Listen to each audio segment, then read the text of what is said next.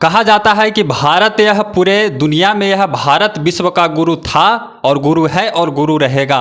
परंतु भारत में एक बिहार एक ऐसा राज्य है जहां पर भारतीय परंपराओं के साथ खिलवाड़ किया जा रहा है। यहां पर हमारे वर्तमान बिहार सरकार ने हमारे भारतीय संस्कृति के महान पर्व रक्षाबंधन के अवसर पर, कृष्णा जन्माष्टमी के अवसर पर यहां तक छुट्टी रद्द कर दी गई है, जिसमें रक्षाबंधन के अवसर पर कितने जगह वीडियो वायरल हुआ है। कई तरह का वीडियो वायरल हो रहा है कि रक्षाबंधन के अवसर पर छुट्टी रद्द किया, तो जो कि यह महान पर्व होता है। इसके साथ जो रक्षाबंधन है उस पर भाई को बहन कलाई पर राखी बांधती है, परंतु छुट्टी रद्द होने के कारण कई शिक्षिका घर पे नहीं गए और फिर कई शिक्षक लोग घर पे नहीं आए। और कृष्णा जन्माष्टमी के अवसर पर जो भगवान श्री कृष्ण के जन्म उत्सव के अवसर पर कृष्णा जन्माष्टमी मनाया जाता है, तो उनका भी छुट्टी रद्द कर दिया गया। और दशहरा के अवसर पर भी छुट्टी कम दिनों का मतलब रखा गया है। तो इसके बारे में बातचीत करेंगे कि आखिर बिहार सरकार ऐसा क्यों कर रही है। तो हमारे संग मौजूद है भाजपा के जिला अध्यक्ष, किसान मोर्चा के जिला अध्यक्ष विनय कुमार सिंह जी से। उनसे बातचीत करेंगे कि आखिर यह छुट्टी रद्द करने का क्या मुख्य मकसद है बिहार सरकार का। तो सबसे पहले आपका स्वागत है। जी धन्यवाद। देखिए, बिहार सरकार मनमानी ढंग से काम कर रही है, किसी के नियंत्रण में सरकार नहीं है। ये अपने वोट बैंक के हिसाब से काम करती है, एक वर्ग को खुश करने के लिए ये सब काम किया जा रहा है। हम लोग सनातन धर्म मानने वाले लोग हैं। पूरे भारतवर्ष में सनातनी लोग की संख्या 80% है। कृष्ण जन्माष्टमी में ऐसा एक पर्व है कि 24 घंटे लोग निर्जला व्रत रखता है, जल भी नहीं पीता है। और सैकड़ों साल पूर्व से ही इस पर छुट्टी घोषित होती आ रही थी, लेकिन देखिए सरकार उस पर छुट्टी भी बंद कर दिया। दीपावली, रक्षाबंधन, दशहरा में छुट्टी कम कर देना, ये क्या दर्शाता है? इनका मानसिक दिवालियापन दर्शाता है। एकदम ये मनमाने ढंग से काम कर रहे हैं।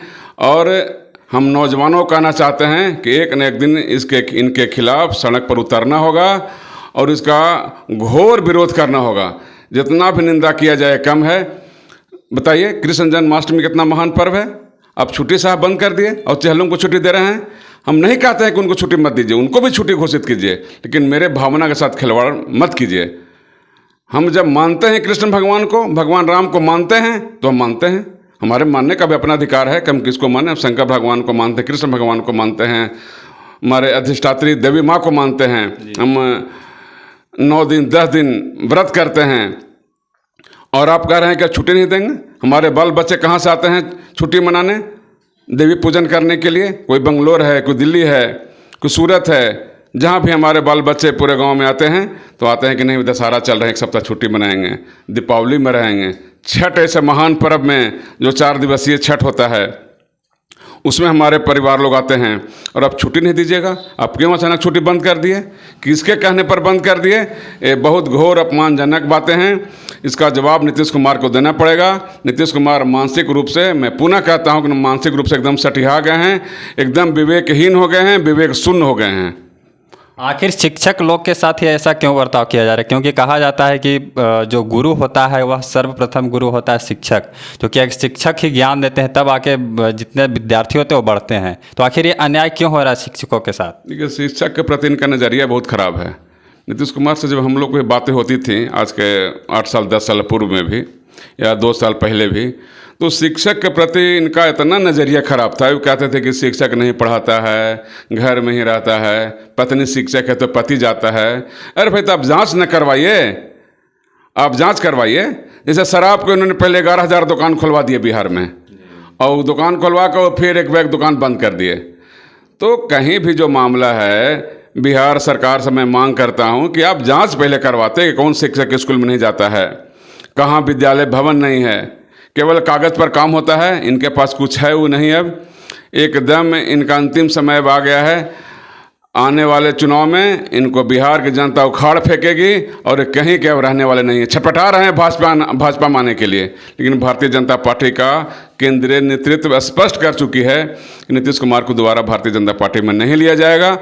और वो एकदम हम लोग उनके कार्यकर्ता आशान्वित हैं कि नीतीश कुमार दोबारा भारतीय जनता पार्टी के कार्यकर्ता के साथ नहीं आए। इसका परिणाम इनको भुगतना पड़ेगा। हम सम्राट चौधरी के कुशल नेतृत्व में काम कर रहे हैं और आने वाले दिन में आपको इसका स्पष्ट परिणाम दिखने को मिलेगा।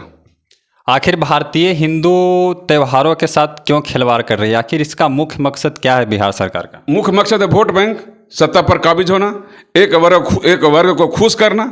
दूसरा मकसद तो कोई हो नहीं सकता है कि हम वोटेंगे तो हमारा जो वोट बैंक फिसल रहा है, जो गरीब तबके के लोग हैं मुस्लिम के, वो भारतीय जनता पार्टी की ओर झुक रहे हैं, उनका झुकाव बढ़ रहा है पसमानदा समाज का। तो देखते हैं कैसे इनको तोड़ दें धर्म के नाम पर, कह दें कि नहीं हम तुम्हारे लिए काम कर रहे हैं। दूसरा तो उसका मकसद तो है नहीं। पसमानदा समाज के लिए उन्होंने क्या किया? भारतीय जनता पार्टी पसमानदा समाज के लिए बहुत अनेकों योजनाएं चला रही हैं, और जाकर देखने को मिलेगा आपको निकट भविष्य में उत्तर प्रदेश में, बिहार में, कि पसमानदा समाज के लोग का झुकाव भारतीय जनता पार्टी की ओर हो रहा है। रफीगंज में देखने को आपको मिल रहा है। इससे एकदम बौखलाए हुए हैं, घबराए हुए हैं। इनको लग रहा है कि अब कैसे छठ पर अब हमारा सत्ता रहेगा। सत्ता को बचाने के लिए, उनको खुश करने के लिए, उनको भावना भड़काने के लिए ये सब अनाप शनाप काम कर रहे हैं, जो कि बहुत ही गलत है। हम इसका निंदा करते हैं, घोर निंदा करते हैं। बाकी आप भारतीय हिंदू त्योहारों के बारे में आप क्या सोचते हैं? आप सभी कमेंट बॉक्स में कमेंट करके ज़रूर बताइएगा। जय हिंद, जय भारत, भारत माता की जय।